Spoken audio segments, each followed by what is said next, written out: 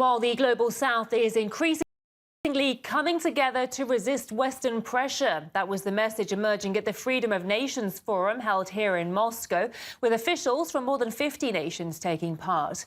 The Russian Foreign Minister Sergei Lavrov took the floor to also condemn what he called the siphoning of resources by the US from Europe. This is the neo-colonial divide of the world into those who consider themselves exceptional and the rest. Those who are given the role of doing the will of God's chosen ones.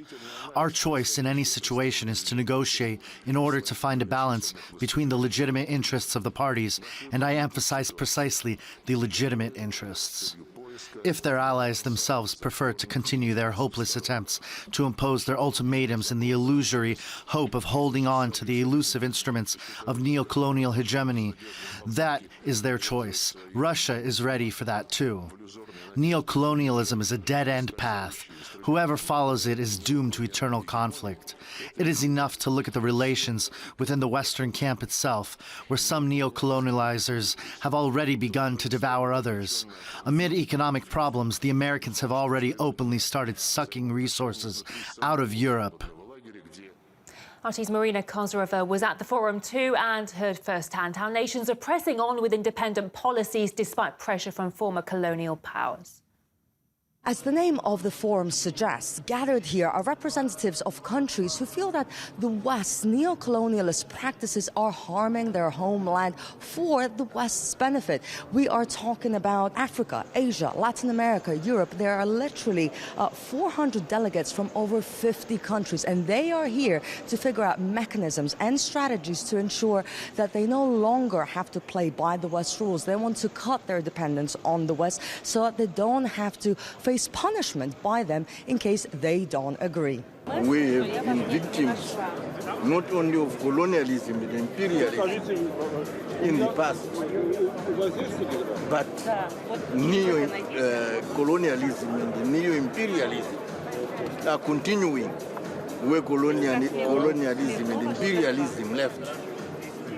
And for us, it is such a pleasure to be here in Moscow because the Russian Federation, in its previous formation as the Soviet Union, played a very important role in the liberation of the African continent. We are invited by the United Russia Party to participate in this conference, and we believe that the party's initiative is in line with our motto. We believe that the entire global black people have to raise up and redefine its history, heritage and education. So it is in line with the neo-colonialism. We share a lot of the common objectives of this forum, and I think that this is a very important forum against the backdrop of the international situation, because the world is undergoing profound changes, and we are seeing that the world is far from being a just and fair world.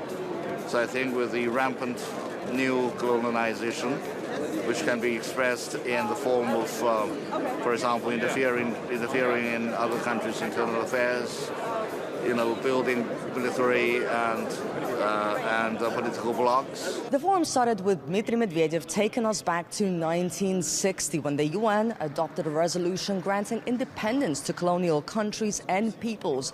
89 countries voted in favor of that resolution and 9 countries abstained. And among them, interestingly enough, France, of course, the US, the UK and Australia. Well, since then, the West has continued its damaging practices, whereas Russia has helped post-colonial countries to grow. I note that our country has done much to break down the foundations of the colonial system and to support national liberation movements. It has provided young independent states with serious assistance in ensuring security, establishing the economy and solving acute social and humanitarian problems.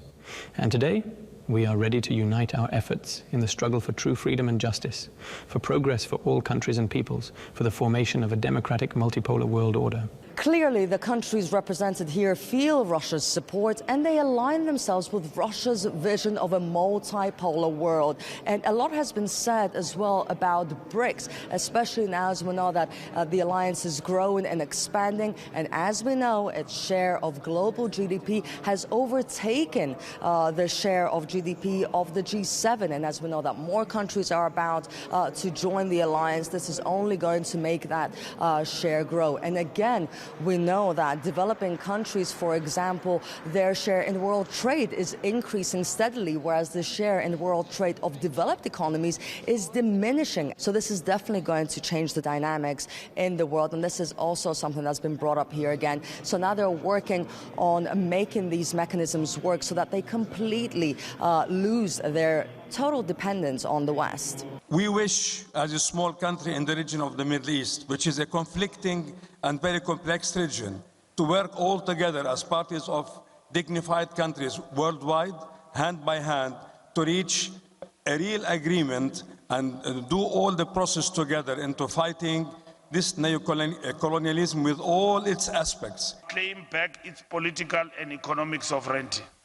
Part of this sovereignty being forged through this forum must be the beneficiation of our minerals in order to drive robust industrialization. The aim here is to build on that progress and to find ways to ensure that the West can no longer dictate its rules on anyone else, or so that it doesn't have the power to punish any country for not going along with what the West wants, for not playing along with its rules. And also what we're seeing here is a desire of these countries so that the West can never again bring any country to its knees. We are so much excited with the launch of this forum of parties to fight against neo-colonialism.